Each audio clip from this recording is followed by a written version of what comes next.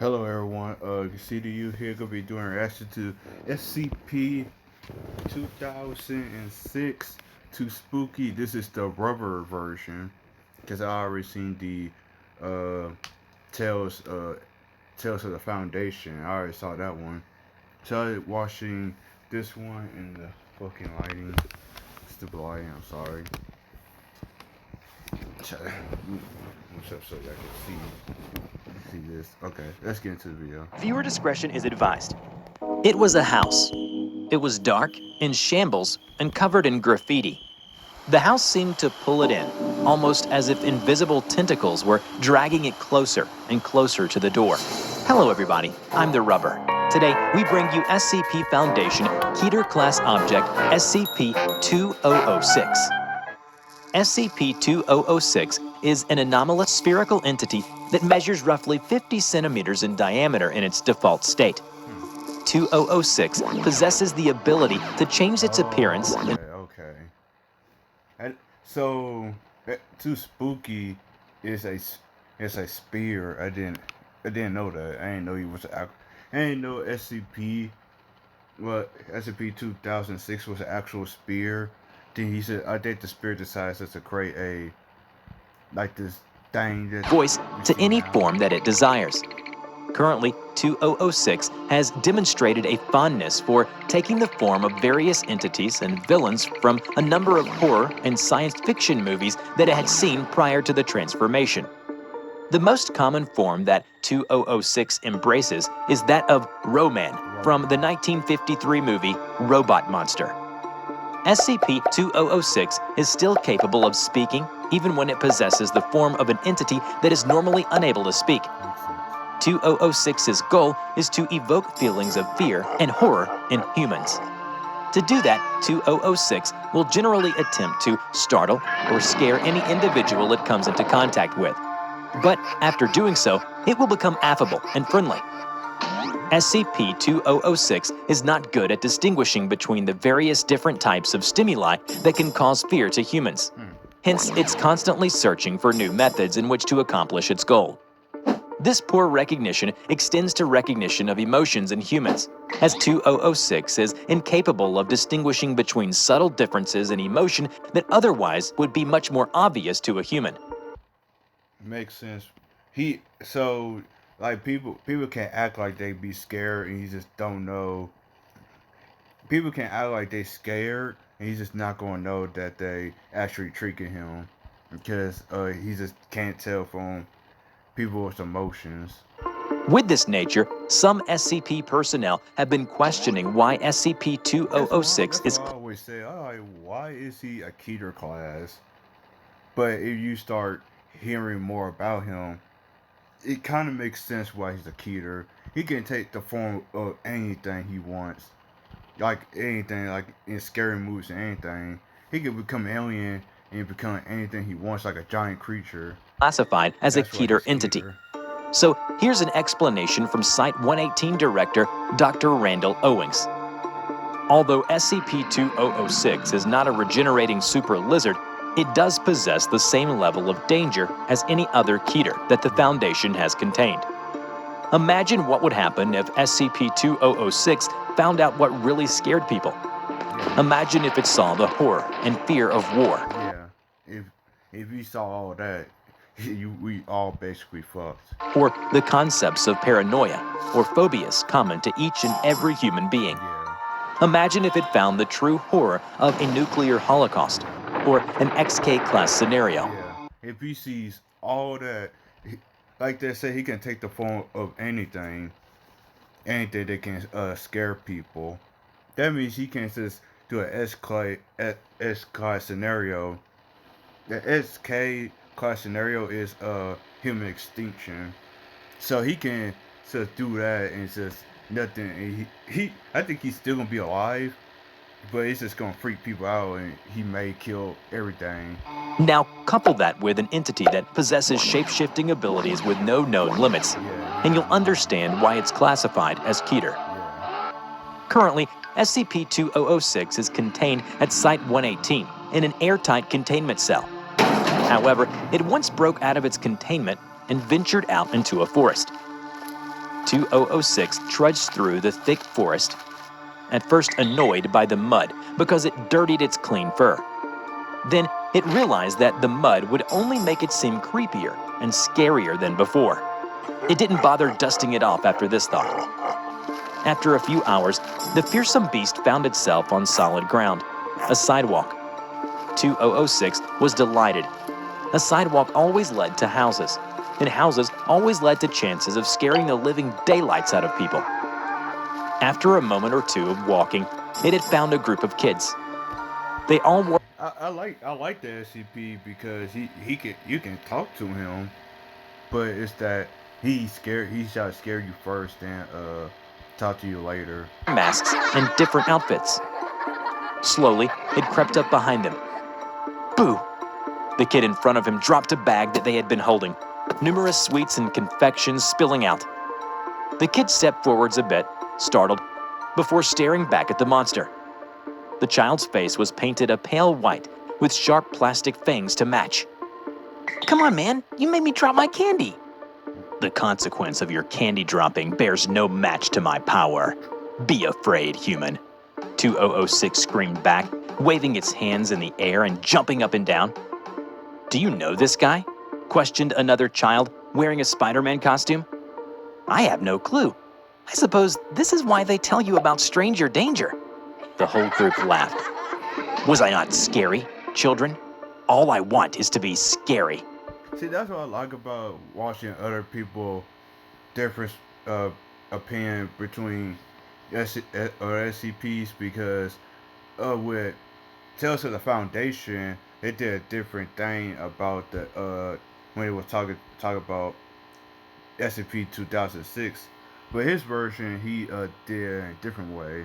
So that's why I like watching other people's version of what they're talking about, different SCPs. If that's your job, then you suck at it. Come on, guys, let's get out of here before this guy eats our brains. The kids ran away, fake screaming before loudly giggling amongst themselves.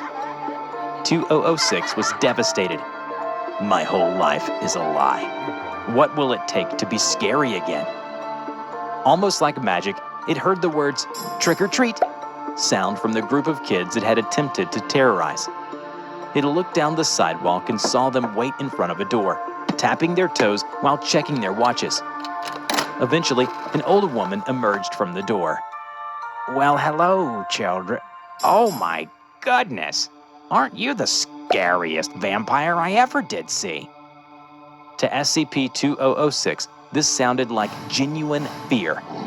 It seemed that the scariest of creatures weren't monstrous beasts, but small creatures, like those children.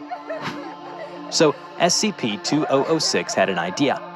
It transformed into a small, pale humanoid that resembled a human child. There it stood, completely naked, blood dripping from the mouth with pointed ears, sunken eyes, and sharp claws and teeth. It jumped up and down with excitement before getting on all fours and quickly crawling to the house the kids were at. The crawling creep knocked on the door and hung from above the doorframe. The woman from before came out. Hello? Anyone there? Prepare to face the wrath of demons, puny mortal, screamed SCP-2006, jumping out in front of the woman before giving off a high-pitched screech.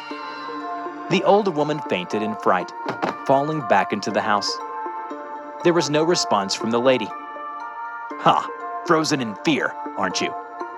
There was still no response. I'm just gonna go on to the next house, all right? Have a nice day, ma'am. It left the house, the lady still unmoving. Yeah, she did. It went from door to door, scaring each and everyone in the neighborhood. It finally got to live out its life purpose. Its only purpose, to scare as many people as possible, in the best way possible. Eventually, it sat down on a tree branch to take a break.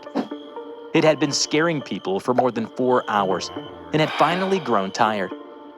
Just as it was about to lay down and fall asleep, something caught the corner of its eye. It was a house. It was dark, in shambles, and covered in graffiti. 2006 was drawn to it, yet at the same time, unnerved by it. The house seemed to pull it in, almost as if invisible tentacles were dragging it closer and closer to the door. SCP-2006 had no physical reason to be afraid because there wasn't anything that could physically harm it. Yet, it could sense something was wrong. Something was utterly terrifying about the house. 2006 thought of the word for it. Dread, perhaps? Maybe unknowing. Unknown. The fear of the unknown. The knowledge of uncertainty. The acknowledgement that anything may happen. In this house, there was no certainty. No knowing of what may happen. It was filled and filled and filled with unknown. And SCP-2006 was afraid. When 2006 walked out of the house hours later, a number of highly armed soldiers, researchers, and field agents have already stand by outside and waiting for it, ready to forcefully contain it. Yet SCP-2006 simply just kept walking. Its form changed back to Roman, and it didn't say a word. It walked into the temporary containment truck along with a number of confused MTF members. Their guns still pointed at the thing at all times, and was driven back to Site-118, eventually contained once again in its cell. As the sun rose on Site-118, this time without a missing anomaly, Site Director Owings and researcher Loof got together for a meeting. So Loof, any progress in 2006?